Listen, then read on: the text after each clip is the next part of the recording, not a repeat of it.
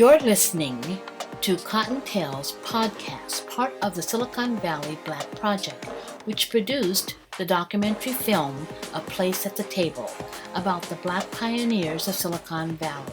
A Place at the Table can be viewed for rent on Vimeo.com on demand /A Place at the Table STEM.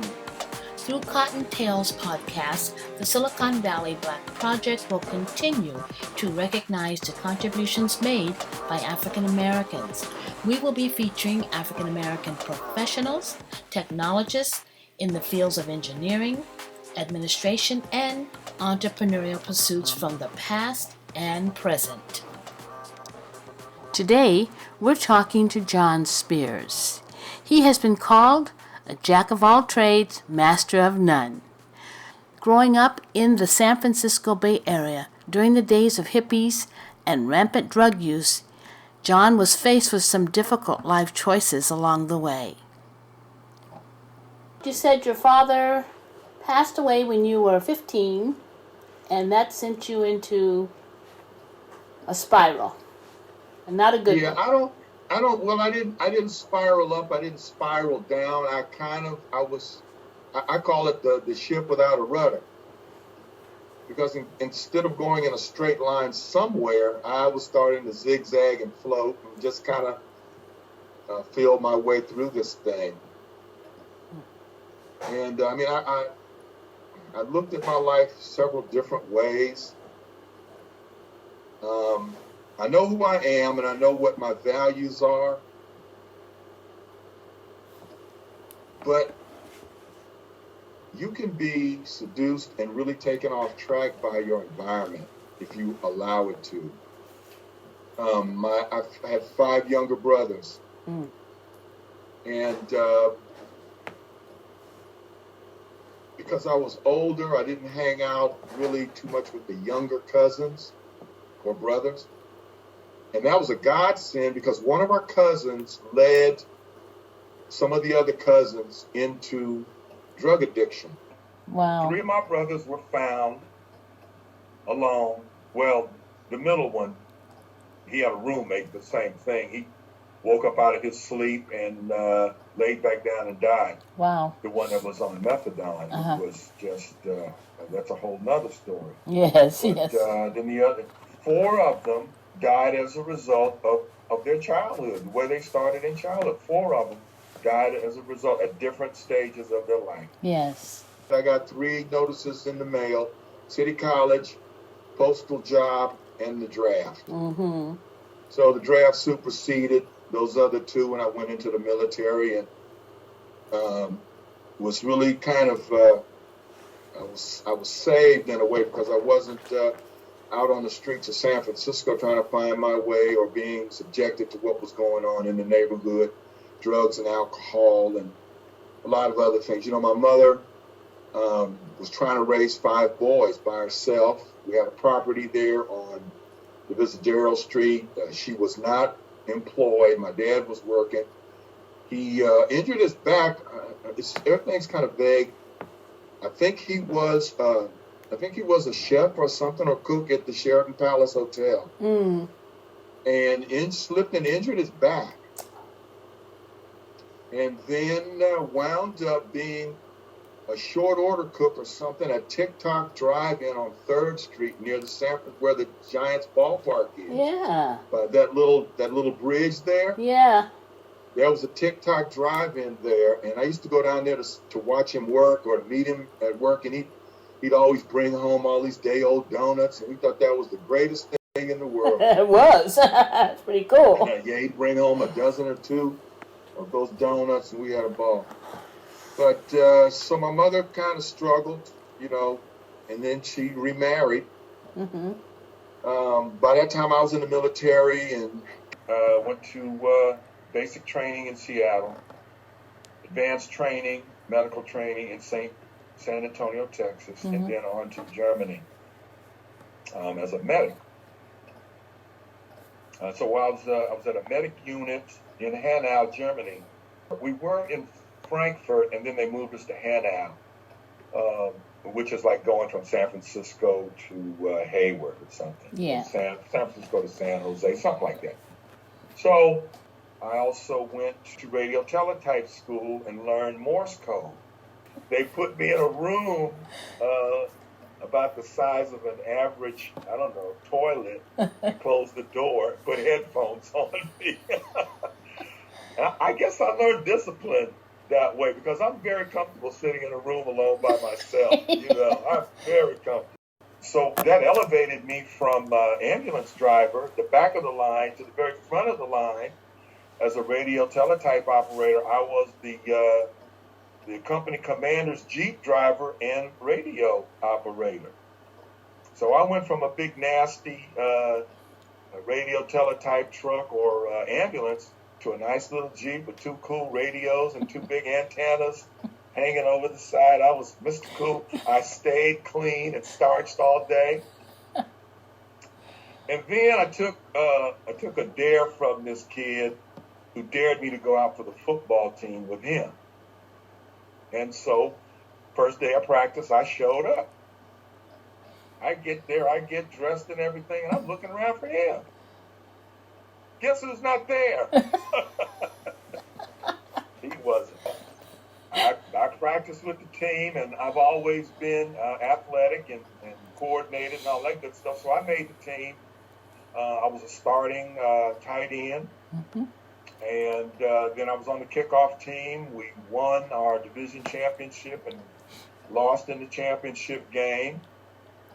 Won a trip to Garmisch, Munich, Garmisch for a weekend. They gave us for bringing positive notoriety to the division. We got that free trip. Yeah, but you mentioned a guy that somebody either in the military. Yeah. That changed your life. I met this guy, Ben Holder, from Cleveland, Ohio. And Ben was very suave, sophisticated, very intelligent. The German women loved him. And I said, that's the guy. That's my man right there. I want to be Ben Holder. But I was a high school dropout. So the first thing I did is I went and got my GED while in the military. I used Ben as a role model because I really didn't have any others. Came out and really never set foot back in San Francisco. I came back. Okay. Got out, got into San Francisco State, went out for the freshman football team. I went out there, was about 5 or 6 guys at wide receiver, trying out. And I just kept going to practice. I didn't do anything any better than anybody else, but I just kept going back to practice. Next thing I know, there's only 3 of us there. So I guess you made the team. And then, again, my lack of the information and just awareness, I realized, I said, John, if you get hurt out here, how's that going to be paid for, son? And these white boys, a lot of them, they came from good schools, had parents, and had gone through Little League, Pop Warner football. And not me. I came from Golden Gate Park, pickup. Pickup games. Yeah, so before the first game, I resigned. I quit the freshman football team and focused on my studies. I lived in my mother's apartment for just a short time, and then I started hanging out with Stephanie. A lot of my clothes were in San Francisco with my brother, but I was in Berkeley with her, with college people and, doing college stuff. I was not a Fillmore Street or Divisadero Street kid anymore. So we went on, we got married, and I got a job. I got out of San Francisco State. I got a job at KSOL down in San Mateo. And what was your major at San Francisco State, though? What did you get a degree in? I got a degree in radio and TV production, minored in journalism. So that led you to the radio stations then? I was the most sought-after director in my class. So this one kid, he sought me out to do a production that he had written. He was a writer. Mm-hmm. Another kid was a producer who actually worked for ABC Sports, but he was getting his degree there. And they came to me with this project to direct. So I directed it. It was a 30-minute soap opera kind of thing, I think it was. And so This kid that wrote that, his name is Peter Casey. Mm. Peter Casey went on to write and produce for the Jeffersons, Cheers, Wings, and others and other TV, multi-millionaire. You didn't think about calling Peter Casey and reminding him of who his first producer was? He knew who I was. Peter and I stayed friends for a long time. I went to see him in L.A. as a struggling student. Peter went to I think a Rose Bowl with us. We took him through Stephanie. Uh-huh. Took him to a Rose Bowl with us and let him see the game and all that. We were like family. I knew his mom well and visited with them in Marin County, Sonoma, where his mom lived. So when we graduated, I wanted to be a director, but I didn't want to go to Fresno or whatever and leave Stephanie or drag her with me, trying to work my way up. So my counselor said, John, you'd be a great salesman. I'm going to hook you up with this guy at KPIX in sales to learn the sales game. Terrible choice. I'd go to KPIX to meet the guy. Sometimes he'd be there, sometimes he wouldn't. When he was there, I didn't learn anything from him. He showed me nothing. It was nice to get inside the studio to see the place, but I learned absolutely nothing from that experience. Mm. So when I got out, somehow I did an interview or something at KSOL Radio. They were just kind of getting started. They hired me. And they hired a guy from San Jose. I had half the sales accounts, and he had the other half. I had accounts like Bill Graham, Presents, and all these others. You couldn't hear the radio station outside 2 blocks of where we were broadcast. So I got a call from KCBS FM. Whoa, downtown San Francisco, 32nd floor. And so, of course, I left. The white general manager called me back and said, John, come back. We're about to blow up. One of the biggest mistakes of my life. Really?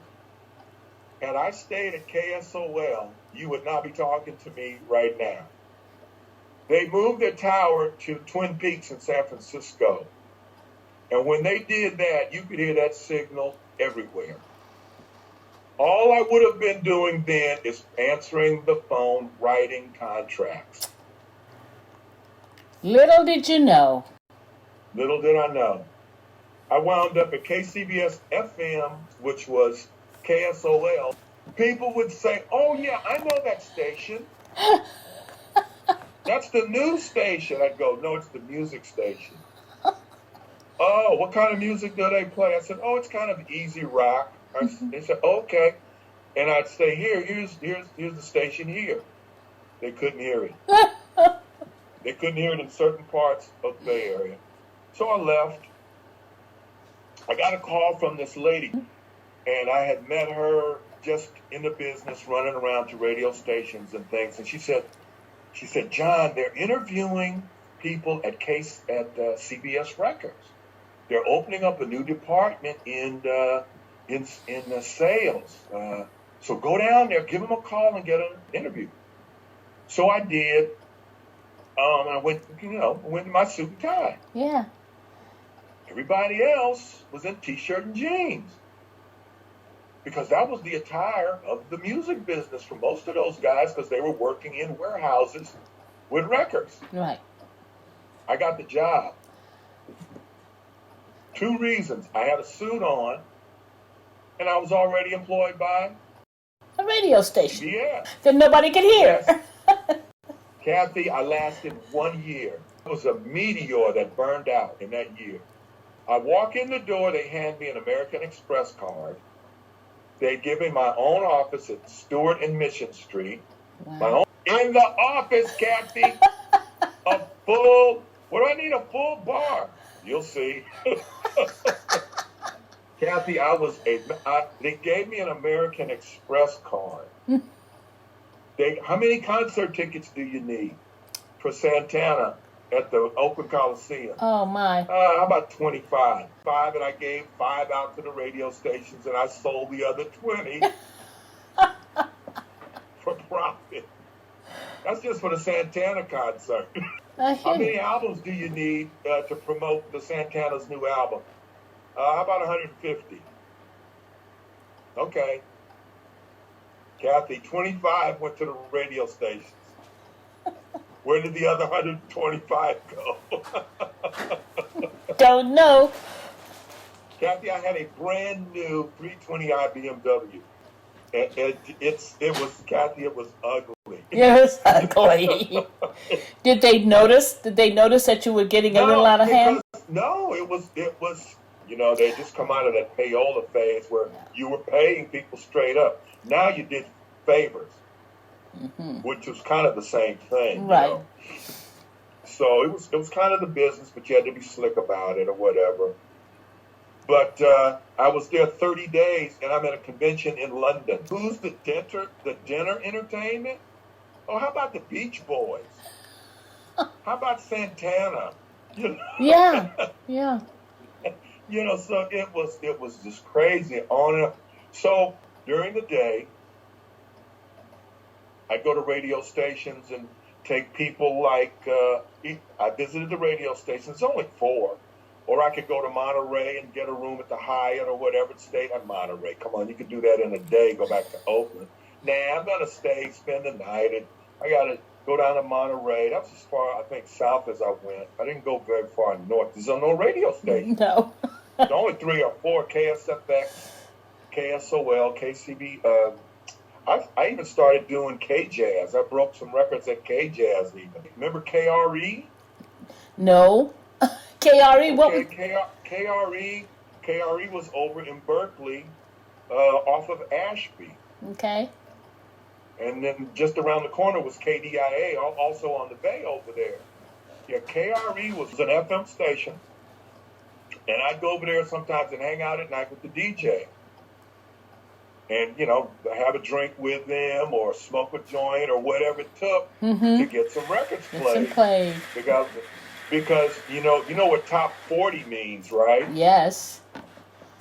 That means only 40 records are being played all the time. Right. So I'm with CBS, which has the Columbia label, the Philly International label, and Epic. I've got Teddy Pendergrass, I've got Peter Tosh, I've got Michael Jackson, I've got the Jacksons, I've got the Isley Brothers, I've got Lou Rawls, 40 slots. Yeah. What about the other companies? They want their records played at KDIA too. I got Santana. I got Heatwave coming out with a breakout. How do I get them played? How do I get them started? Well, I go to K-Jazz. And I smoke a joint with them and do some things with them. And next thing I know, they're playing Always and Forever. They're talking about Heatwave. And next thing you know, you flip it over and you got Boogie Nights. Same thing at KRE. Let's play, it's a jazz FM station. I said, hey man, K-Jazz is playing Always and Forever. It's a great love song, check it out. So they play it at midnight, 1, 2 o'clock in the morning. Next thing you know, they're playing it during the day. Next thing you know, KDIA is playing it. In the meantime, Stephanie and I are traveling the whole time. Oh, well, and you've got all this money too, so you're, where are you going? Day one, we started in college doing the Rose Bowl and Super Bowl during our Christmas breaks. So were you doing it as just a couple, or were you taking other people? Were you putting together trips? We were doing it. We were doing it as a couple. First of all, we were poor. We wanted to travel, and we'd take the kids. But they had what was called familiarization trips. Yes. If the Hilton was opening a new hotel in Hawaii, they'd want the travel agents to come and check it out. Mm-hmm. So we'd only have to pay for airfare. Right. And we went to Jamaica a lot. Yeah. I stopped counting at 20 visits. Stephanie went at least 20 times. I think our first visit was 78. We took a group to Reggae Sunsplash. I still have the T-shirt. The T-shirt is about that big now. I can stretch it a little bit. But it's the original T-shirt. Reggae Sunsplash, we did that. And so a lot of trips I would accompany her on, and then a few, it was for her business, and I didn't. But we traveled together almost from day one. Mm. But in between there, you had worked as a doorman for Sheraton? I worked for Hyatt. I got a job leaving CBS Records. I went to City College and got a degree in culinary. Okay. I had this vision of, I just had my daughter. I said to myself, the Bay Area is a tourist place. There's a bunch of hotels and restaurants in the Bay Area. You'll never be out of work. So I went to City College and got a degree. The way to get in the door is internship. So I chose to intern at the Hyatt in downtown Oakland. A black man in a black town in a nice hotel. Easy. I blend right in. We had a black general manager who was clean, sharp, Hollywood type guy. Mm-hmm. I outdressed him. I outshone him. Why? I wanted to be the shiny dime. So that when the internship ended, they created a position for me at the end of my internship, cafe supervisor. I went from cafe supervisor to assistant room service manager to room service manager to assistant banquet manager. Before I left, I was there for 6 years. Before I left there, they offered me the job of room service manager in Puerto Rico at Dorado Resort. Now that's going from 300 rooms in Oakland to 3,000 in Dorado. No, thank you. Had I continued on that track, I would have been a general manager for Hyatt within another 6 years. It's true. But I. Do you think it was just a lack of information? I mean, a lack of not because again, if had I had a mentor, yeah. maybe so. Yeah. But it's always me making the best decisions for myself because I don't know anybody above me right. in the hotel business. I don't know any black men in San Francisco that I could go to that have done it or, anywhere. So I'm making the best decisions for me and the family. So I got the next promotion to be assistant banquet manager. The banquet manager leaves, and now I'm the banquet manager. And the economy and everything, they're going through bad times. And I got my butt whipped. I would be there. I'd be the first one there at 6:30, 6 in the morning, and I'd be the last to leave at midnight.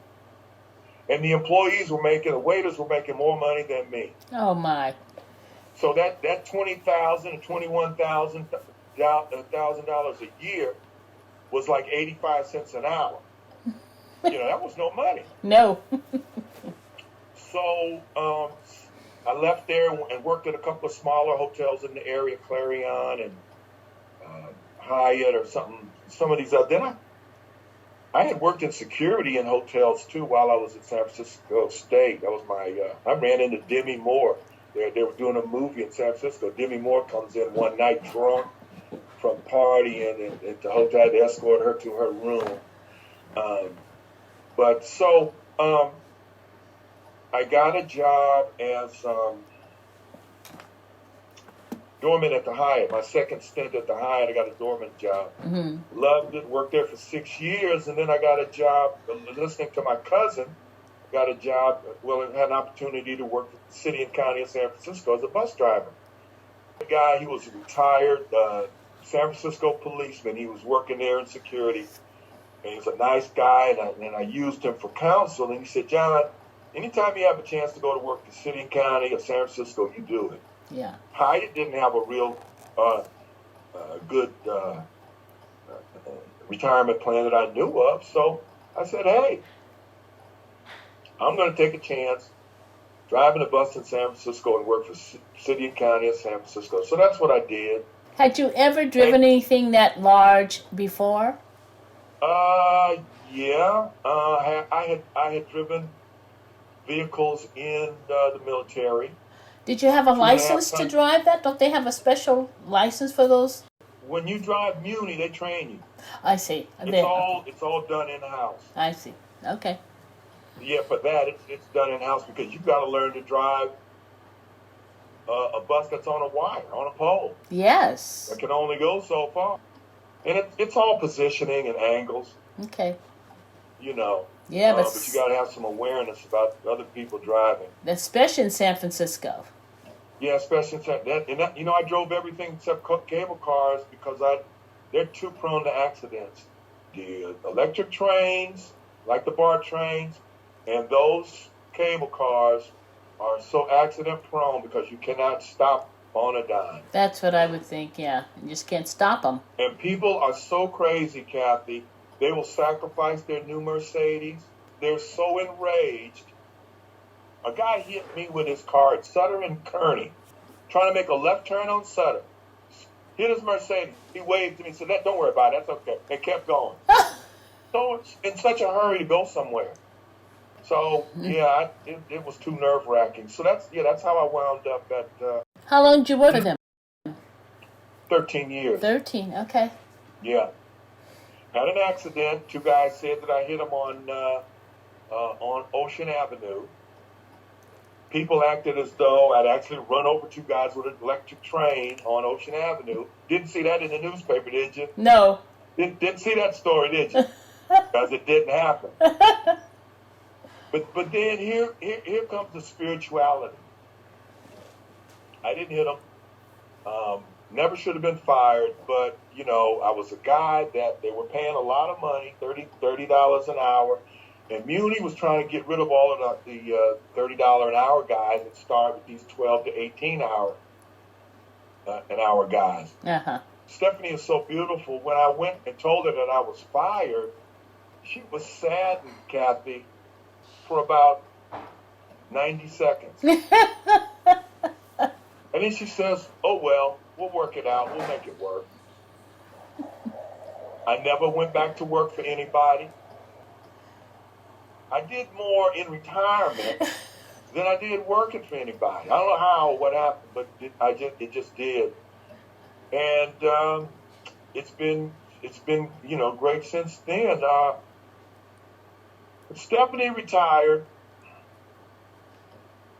First thing we did is I took Stephanie to Fry's Electronics. And I said, pick out your computer. Find a nice computer that you want. This is your computer. You're going to hook her up. She got a computer. She came home. Of course, she's always done the family finances and all that. And next thing you know, she's booking people on tours. And we've got this group of people now.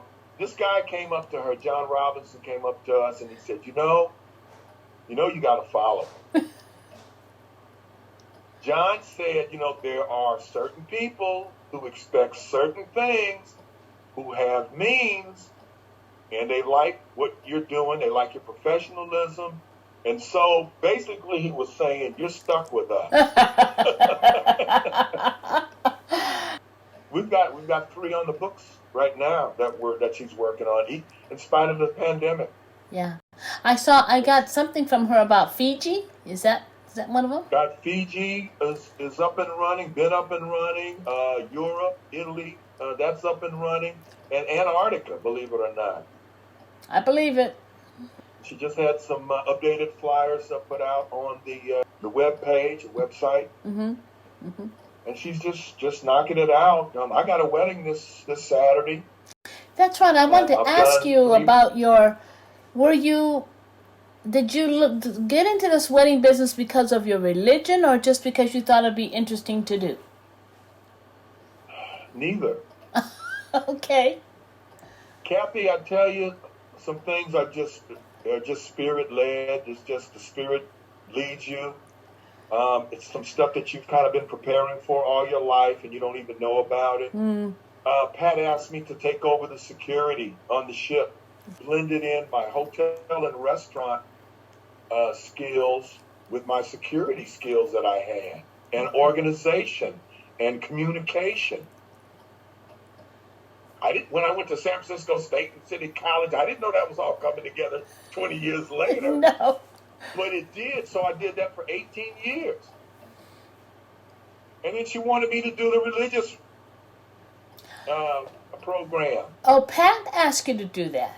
Pat asked me to do that. Because I know we had church on Sunday morning. Yeah. Choir, the whole I bit. didn't say, hey, can I do this? I don't know. You might have been at the first one we had. We had those twin brothers that traveled with us. Yes, The they own Browns, the I think. they own the McDonald's and on the McDonald's, East Coast. yeah. Yes, I was on that trip.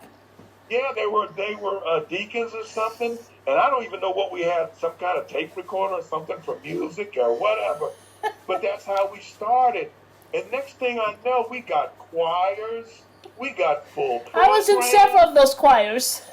Yeah, we got choirs, we got a pianist, we got a choir director. But that's just, John, being in the church from the age of birth and knowing what a church program looks like and feels like and what, Yeah. being ordained a deacon later on. And then just on and on and on. So when you say, are you doing weddings because it was something you just wanted to do? In a little bit. Yeah. A little bit. But spirit-led stuff. And that's been happening a lot. But yeah, I believe that the Holy Spirit prepares you for certain things in life. I'm recognizing that and acknowledging that and following that, and it's okay, because it's not all me. I'm not that smart or that intuitive. But we were doing our life group on Sunday, and as the leader, I challenged the group. I said, you know what? I think this is a good group, and we've done enough. I don't think we have. I think we should do something else, something more. In the way of service. One of the ladies says, I got a project we can do. And I said, what is it? She says, well, what we're doing at the hospital, we're collecting items for kids who are coming out of foster care and going on their own and furnishing their own apartments. They jumped all over that idea. And I said, now see what you guys just did? One of the women in the group, before we could even get off the call, came up with an idea. You guys ate it up, and you're loving it. And they filled that bin up within a day. Oh, my. And I said, you know what? We should have done one bin per couple. Yes, because we are hoarders. But again, I'm sitting there, and the Holy Spirit challenged me to challenge them. Yeah. Well, I can say this. In fact, I was saying this to my husband this evening. I said, it's obvious that you're both religious, that you believe in God, and it's real clear. But you don't wear it on your sleeve, and you live by it every day. And that's probably why you are so loved, because they can see the love coming from you. Yeah, well, that's good, and that's who we are at our core, but we've learned through our studies that that's really what Christian people are supposed to be. They're supposed to be humble people. Yeah. They're supposed to be winning souls for Christ. And how can you win souls for Christ if you're turning people off? Why would you want to ask someone like that for advice? Right. Why would you trust someone? It's remarkable, Kathy, to me, the people that will call me that you don't know about, that you don't expect will call. I see you and Stephanie on Facebook. You've been married for 20 years, and you did this and that. I got a problem. Can you give me some advice? Well, we struggled and overcome it again. God put us through things, all kinds of things. I'm an expert on everything, Kathy. As a result of what I've done in my life, I can tell you about everything. First-hand knowledge, I tell you, I know it all. Yeah. Maybe, Yeah. but I think not only did you survive it because you're a good person, I also think you're a highly intelligent guy who didn't know how smart he was. Maybe, yeah. I don't think you understood. I don't think you had any inkling how intelligent you were. It's one thing to be smart, but it's another to be intelligent. This instructor at John Adams, when I came out of the Army and I was at John Adams, I was in a literature class, and the instructor came up to me and he bent over he says, you're an intellectual. What is that? we don't have the intellectuals in the hood. When I was at San Francisco State, just getting started, there was a program at San Francisco State that helped veterans get into college by improving their test taking. Ah. So, Kathy, I was an instructor at the San Francisco Presidio in the night school in 20th century literature. Now, slap Al with that one. Right. Yeah. I'm teaching Faulkner and Hemingway. I love those guys. Yeah. I love the work. And I was teaching. I was teaching with another lady. She was teaching math, I think, and I was teaching and getting paid, Kathy. So you put hard work and intelligence together, and you get something done. You really will. Yeah. Yeah. Yeah. So I mean, and then today I'm here. I am still learning. I'm in seminary. What seminary school? What seminary school? Yeah. Why? I don't know. You know, when my dad was alive, he was a preacher, pastor, had his own church in San Francisco. He would have me read passages to him because I was a good reader. Yeah. And I was the oldest, and so I'd sit with him. And I think, Kathy, that he was preparing me for ministry. Mm. Because I think he could read, but he would pretend he couldn't read or he didn't want to read. He wanted me to read to him. But he would then say, what does that mean? Yes, he was preparing you. What does that mean? Mm-hmm. Making you think beyond the words. I'm a cook. I'm a dishwasher. I'm from the South. I don't really know. You're born and raised in San Francisco. You go to these good schools. You're educated. You speak well. You read well. What does that mean? Okay, Daddy, this is what I think it means. Yeah, and then he died at 50, leukemia. Oh. And I was cut loose, rudderless. But I kind of found my way back. Yeah. Because we still stayed in church because I love church. I love church, especially the black church with the music and the spirit and all. I love it. But I wasn't as committed. We continued to go because my mother was still going, and I'm always faithful and loving and everything to my mom. Mm-hmm. Until she died. So we supported her and her pastor husband, Reverend Leach. We love Reverend Leach. Yeah. Reverend Leach preached until he was 90-something, falling out of the pulpit. The seminary is just a curiosity. I don't know where it's going to lead, but I'm always in leadership. I've been leading this life group for 5 years. I was an ordained deacon. So it's kind of good to know what you're talking about. If you're talking about the Word of God and the Bible, it's kind of good to not just wing it or what you think. It's kind of good to know. Just a little bit. Yeah. I understand you're the Uber driver for your neighborhood. Is that still a fact? People call me the Uber driver here because I was doing Uber. I took a guy on a medical appointment. My wife will pick me up.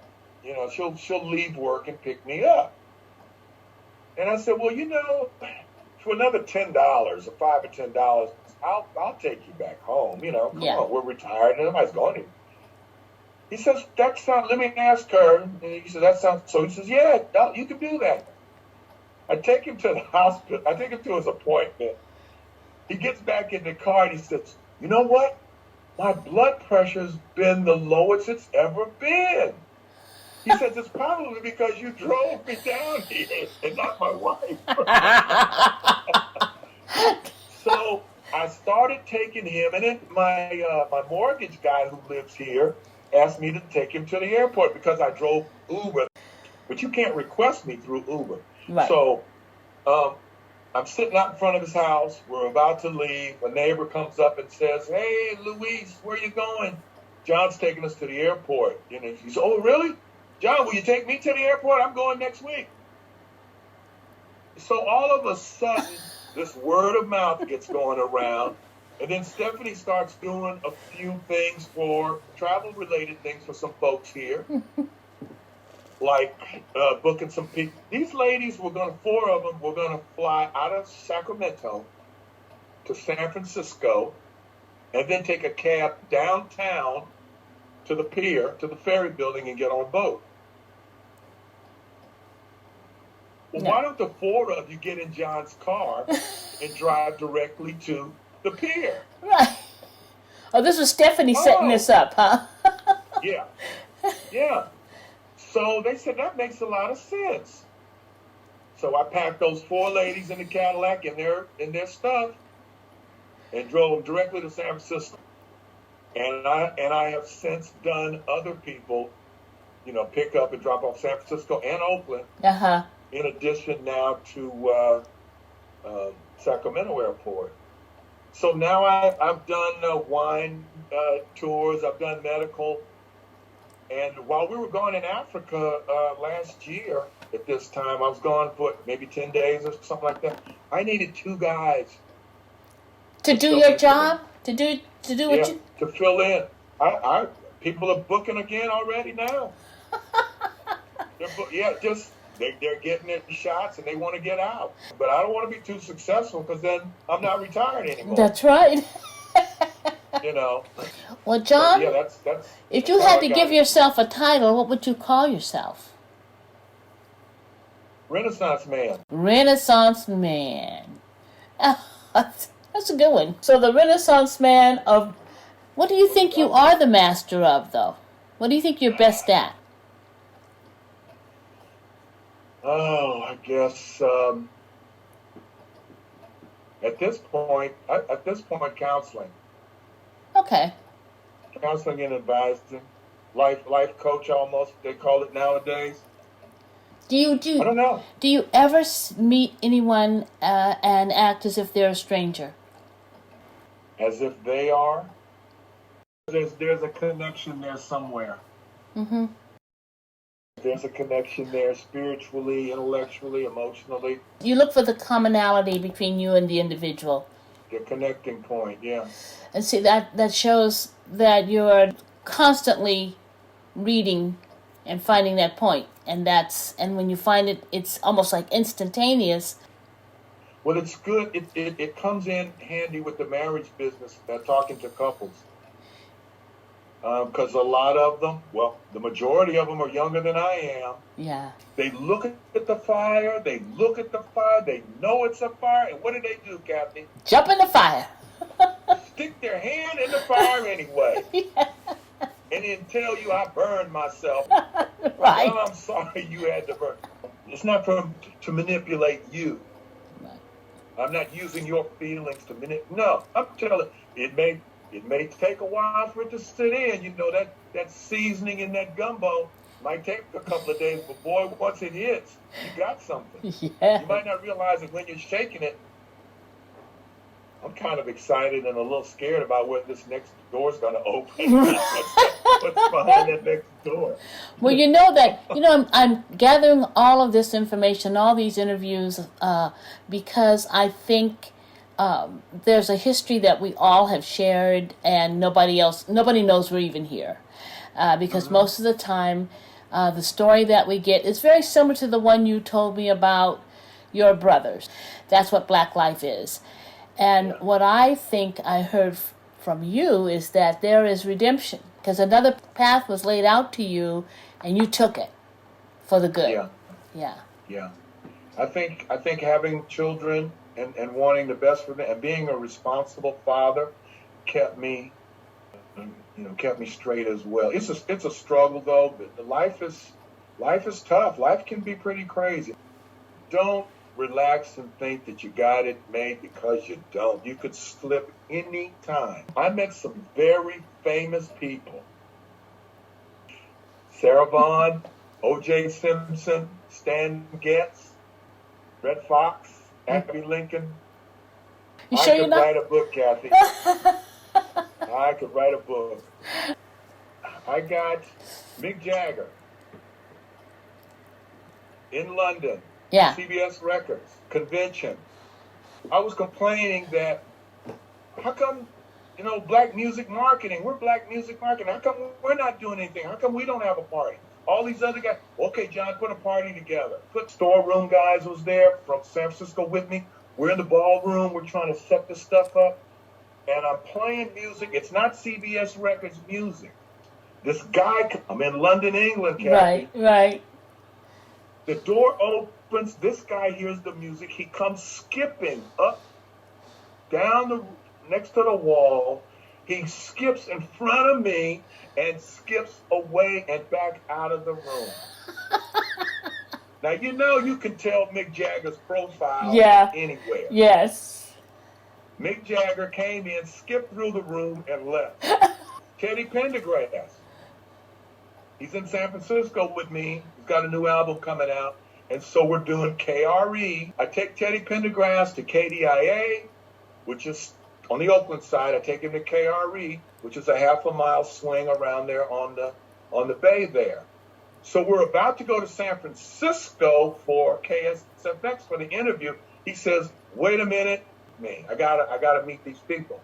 I said, "That's cool. My house is nearby. We'll just go to my house and have them come there." We're in a limo, and I'm on this small dead-end street. These two women and a man come to my house, Kathy, to meet Teddy Pendergrass. I have never seen so much cocaine in my life. Yeah. But those are Teddy's friends, and that's what Teddy wanted. And you keep your mouth shut, and that's it. I'm with Peter Tosh on Sutter and Kearney at I think KSFX was the station. Peter Tosh wants to smoke a joint right there on Kearney and Sutter, and he does. And he does? And he does. Yeah, who's to stop him? I'm Peter Tosh. Get in the car. Will you put that thing out? Get in the car. Get in the car. Yeah, it's crazy. So, like I said, I was like a meteor that burned out in 1 year. But because you're at the radio stations during the day trying to get records played, and then at night you're at concerts, either meeting the artist backstage or attending. Minnie Riperton, I met her she had her dressing room set up like a living room for her daughter and her husband. It wasn't a dressing room where people came in and the public came in. No, I'll talk to you at the door. But I met her. I talked to her. Richard Pryor. Oh, my. So my friend asked me if I wanted to go. So Stephanie and I went to the Richard Pryor concert with Vaughn Thomas and Sheila Frazier. And then, so we went backstage to see Richard, and Richard loved Sheila Frazier. They were good friends. But Richard was such a nice guy. Really? Oh, he was nice. Oh, he was the sweetest guy. So we went. He said, "You guys want to come over to the room? Come on over to the room." Now, we know Richard's reputation. And Stephanie and I are pretty conservative, but, we can still handle ourselves. Yes. So we said, "Yeah, we'll go over there." So we get over there. We get in the elevator. We go up, the four of us up the elevator. Elevator opens, Vaughn gets out, Sheila gets out. We get out of the elevator, we go in and we go to his room, and we're sitting there, we're having drinks, and we're just having, just conversation. But, this is after the concert, so it's like 12, maybe 12:30, maybe 1 o'clock. I think about 1:30, 1:45, there's a knock on Richard's door, and those people show up. I don't know, 1 or 2 women and this one guy who looked like a bodybuilder.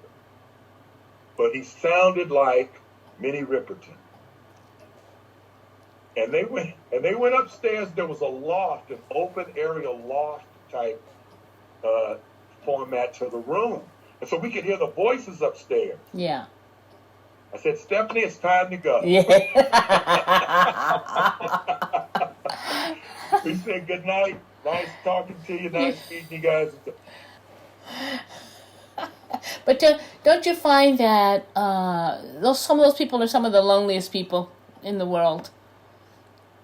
I understand. That gave me an understanding, Kathy. Seeing those people behind the scenes, up close and personal. I don't understand, or I do understand, why those marriages don't ever work out. Ball players, celebrities. Hey, no. Well, I have to thank you so much for supporting my little project here, and Jack of all trades, master of none. It popped in because I've been thinking the same thing hours ago. Jack And I of all couldn't come up trades. with it, and then you brought it up. That's why I was still stuck. But I Yeah. was thinking about it. Well, there you go. Well, I think it fits you. I think it fits you well. Don't Yeah. you? Yeah. Yeah. Because I'm not a master of anything. Thank you, John, for your candid sharing of your spirit-led life and aspirations. You went from hotel management, muni driver, doorman, art procurement, Uber driver, and excelled at everything you chose. Because of your willingness to learn, faith in yourself and God, you persevered. You call yourself the Renaissance Man. I believe that John Spears is an intellectual with style, an unconscious entrepreneur, a seeker of experiences beyond himself. Most importantly, to me, I call him and his wife Stephanie my friends. Thank you, John, and thank you for listening.